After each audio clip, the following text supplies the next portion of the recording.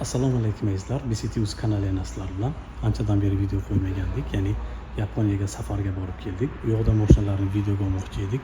Bu yoqdagi mashinalar mana bunaqa to'rt burchak simon ekan, juda ham xunuk ekan, hamda mashinalar kam ekan. Buning uchun bizga yordam bergan Tillo Vizaga katta rahmat aytib qo'yamiz. Silkada ularni ma'lumotlarini qoldiraman. Kimga sayohat vizasi kerak bo'ladigan bo'lsa, murojaat qilsa bir haftalarda 10 kunga bormasdan vizalarni olib berishdi bizga. Sizlar ham shundan foydalanishingiz mumkin. Narx-navosi hamda boshqa narsalarni gaplashgan holda. Ularga rahmat aytamiz va obzorni boshlaymiz. Mana shunaqa Kia'dan 2025-yil uchun alohida van deymizmi? Mana shunaqa mashina. Mikroavtobus istagan bo'ladi, buni yuk tashuvchi istagan bo'ladi. Ya'ni kelajakda Damas istagan bo'laveradi bizlar uchun. Xo'p, bu mashina 2025-yildan beri ishlab chiqarilgan 100% elektromobil, turli xil ranglarda chiqyapti. Aynan hozirgi vaqtga qadar ikki xili yana mavjud. Birinchisi passenger deydi, ya'ni PV5 passenger, aynan bizning model, hamda PV5 cargo deyiladi. U faqat yuk tashish uchun mo'ljallangan. Bu mashinalarning narxi $33,000 dan boshlanib $40,000gacha boradi, opsiyasiga qarab. Shuni intervalni hisobga olib, ya'ni olsa bo'ladi, faqat Koreani o'zidagina hozir mavjud. Kelar hozir buni birinchi obzor bo'lganligi uchun shunchaki hamma yo'g'ini bir marta ko'rsataman, keyin to'liq texnik ma'lumotlarni ham alohida qilib mashinani sizlarga ko'rsataman. Hozirgi mana ko'rib turgan mashinalar bu yerda yozib qo'yibdi PV5 passenger. Xo'p, mashina narxini aytib o'tdim. Bu to'liq komplektatsiyadagisi aynan $38,000lik versiyasi ekan. Yana bir ikkita narsa qo'shsanglar 100% to'liq komplektatsiya bo'ladi. Xo'p, mashina ikki xil rangda bo'ladi, qora hamda ko'k rang kombinatsiyasida qilingan, yoki bo'lmasam opsiya sifatida endi 6 xil rang taklif qilinyapti, tashqisi uchun, ichkarisi uchun esa 3 ta menimcha ranglarni kombinatsiyasidan ishlab chiqarganlari bor. O'shalarni ham ko'rsa bo'ladi. Hozir men sizlarga mashinani mana bunday qilib ko'rsataman. Mana mashinada nimani ko'ramiz? Kattagina, ya'ni labovoyni ko'ramiz. Juda ham katta, bahaybat, o'ziga yarashib turibdi, mashina keng. Kimda kim bilsa, Starex degan mashina bor, Staria, o'shani Kia varianti desagan bo'ladi, 100% elektromobil. O'lchamlar haqidagi ma'lumotni ekranda qo'yaman, ko'rib ko'rishingiz mumkin bo'ladi. Balandligi, uzunligi, kengligi va hokazo. Xo'p, mashinaga taqdim etilayotgan garantiya 8 yil yoki bo'lmasam 160,000 kilometrni garantiya sifatida motoriga hamda batareyasiga beryapti. Shuni inobatga olish kerak. Albatta bu yaxshi. Koreyada bu 100% ishlaydi. Xo'p, ortida nimalarni ko'ramiz? Birinchi narsa mana kapot qismini ko'ramiz. Endi kapot deyiladimi, yo'qmi, bu yoqda hech narsa qo'yiladimi, yo'qmi, uni ham bilmadim. Birinchi obzor, to'g'ri tushunasizlar. Kia degan asosiy yozuv. Bu yoqda kamera, mana bu yoqda esa qilib o'tsa bo'ladi. Mana zaryadga qo'yadigan joylari.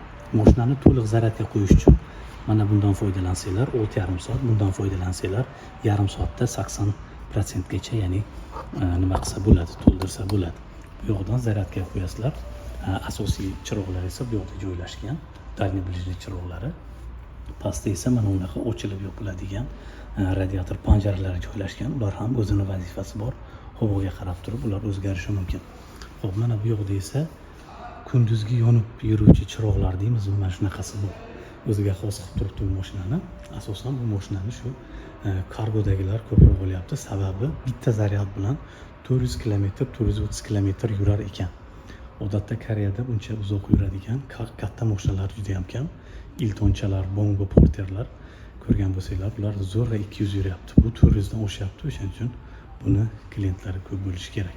Xo'p, yana nimalarni ko'ramiz? Mana bunaqa kattagina diskalarni ko'ramiz. To'rt burchak simon, 215 ga 65, 16 razmerdagi profili juda ham katta. Chunki bu juda ham og'ir. Xo'p, kilogramm ham nechiligini sizlarga yozib qo'yaman, ko'rishingiz mumkin bo'ladi. Mana bunaqa kattagina yon oynalari, uni albatta vazifasi bor. Hamda bu yoqda esa ko'rayotganingizdek 4 eshikning hammasida besключевой доступ bor yoki komfortniy xod deymiz. Mana shunaqa hozir buni ochib sizlarga ko'rsataman. Mana. Xo'p, tashqarisidan birdaniga hamma yo'g'ini ko'rsatib ketaveraman. Mana bu yoqda kolonkalar ekan, bu yoqda oynalarni tushirish, chiqarish, bu yoqda esa mana zamok, eshikni ochish juda ham qalin. Ko'rayotganingizdek hamma yo'g'iga bunday narsa qo'yadigan joylarni qilishgan. Bu yoqda nimalarni ko'ramiz? qo'shimcha yana joy, bilmayman nima uchun. Joy emas, xullas elektrikasi bilan bog'liq joylar. Mana bu yoqda esa qo'shimcha yana joy. Mana oyoq kiyim solib qo'ysa bo'ladi. Mana bu yoqda ham joylar bor, ochsa bo'ladi bu yog'ini. Keyin bu yoqda yana joylar, bu yoqda yana joylar. Xullas juda ham ajoyib ko'p joylari bor. Mana endi mashinada nimalar bor? Asosiysi mana shunaqa kattagina ekran bor ekan. Xullas monitor deymiz. Bu yoqda hamma narsani shu yoqdan ko'rsa bo'ladi, boshqarsa bo'ladi. Asosan xarita, audio sistema, balobatlarni. Mana bu yoqda esa ikkita spitsari rul juda ham chiroyli qilingan. Modlarni o'zgartirsa bo'ladi. Hamda mana bu yoqda speedometr bilan taxometrni ko'rsa bo'ladi. Mana bu yoqda esa asosiy переключатель deymizmi, xullas uzatmalar qutisini o'zgartirishda ishlatiladigan. Mana parkovkasi bu yoqda turibdi.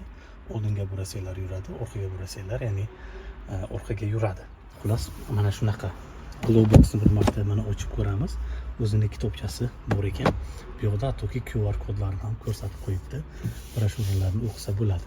Endi tepa qismiga e'tibor beramiz. Bu ham bir yumshoq materialdan qilibdi, lekin bu Alcantara emas.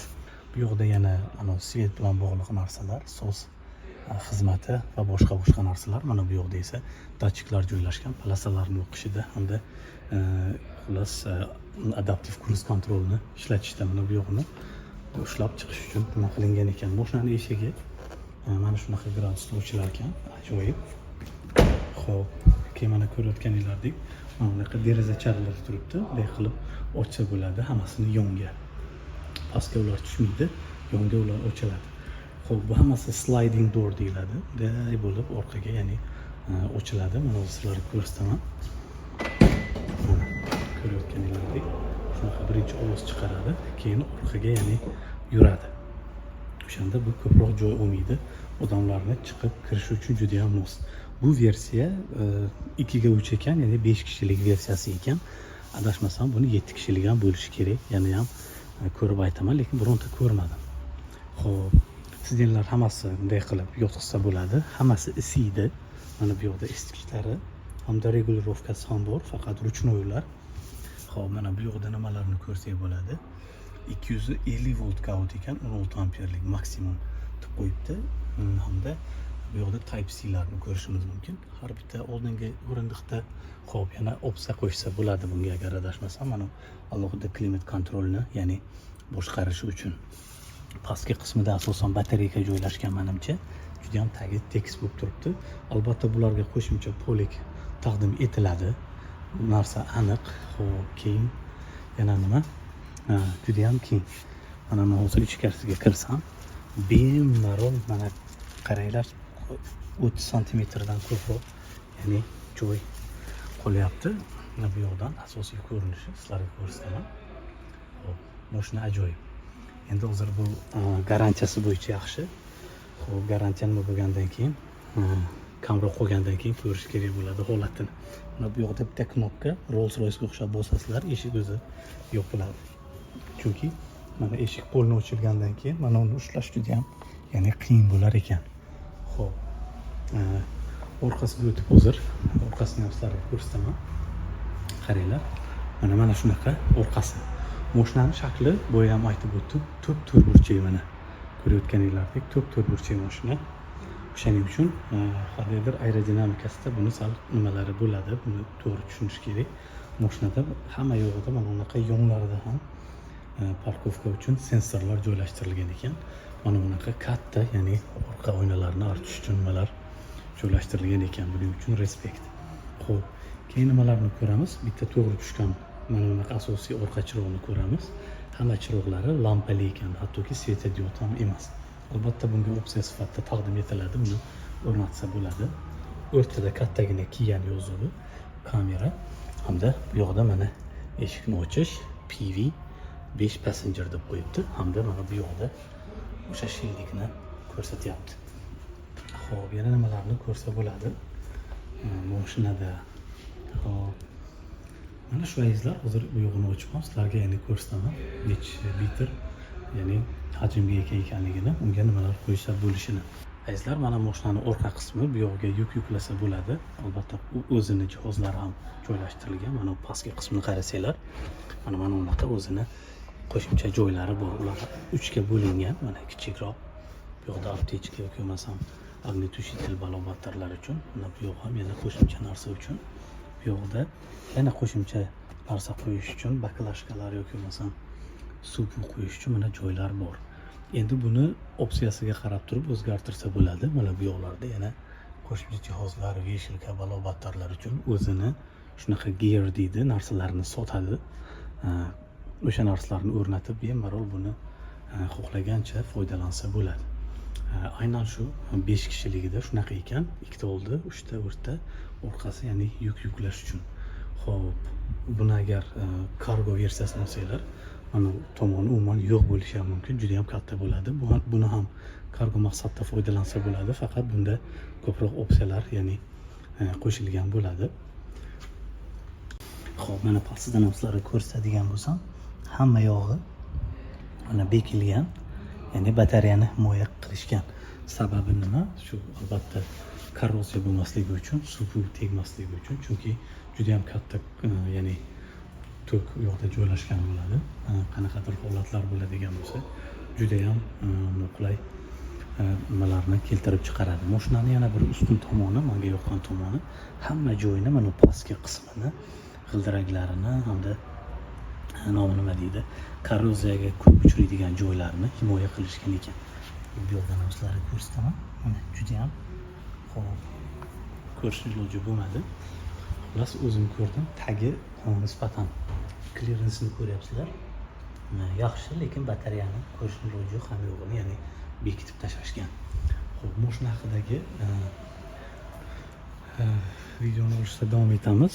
Xo'p, mana bu yoqda qo'shimcha yana narsalar ekan, qaranglaringizlar. Bu yoqda ham bitta glowbox bor ekan. Mana ochsanglar bo'ladi. Mana qo'shimcha narsa qo'ysa bo'ladi. Varoq qandaydir yoki bo'lmasam nima deymiz, dokumentlarni shu yoqqa yashirsa bo'ladi. Rullari albatta regulirovka bo'ladi. Xo'p, sidyanlari juda ham, ya'ni qulay bo'lishi kerak. Bir o'tirib ko'ramiz.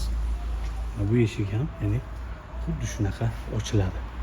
Albatta bunga bunday zinapoyaga o'xshab chiqasiz. Sababi ya'ni baland. Xo'p, mana sidyanlarning perforatsiyasi bor, yomon emas. Rullari qalin, ellipsis-simon rullar, yumaloq emas. Yo'qda, ya'ni knopkalar joylashtirilgan, multimedia hamda cruise control polosalari uchun. Xo'p, monitorni o'chirib qo'yishgan, batareyasini aynan, ya'ni uzib qo'yishgan, adashmasam. O'shanda nima bo'lyapti? Mashinani ayrim funksiyalarini hozir ko'rishning iloji yo'q ekan. Bu yoqdagi narsalarni boya ko'rsatdim. Type C. Mana bu yoqda 12 voltlik out. Xo'p, mashina haqida qisqacha ma'lumotlaringizlar shulardan iborat. Agar qo'shimcha ma'lumotlar yig'ganimdan keyin to'liq videoga nasib qilsa olib sizlarga ko'rsataman. Yanada ham qiziqroq qilib hammaga o'z orzu qilgan mashinani olish nasib qilsin. Sog' bo'linglar, salomat bo'linglar.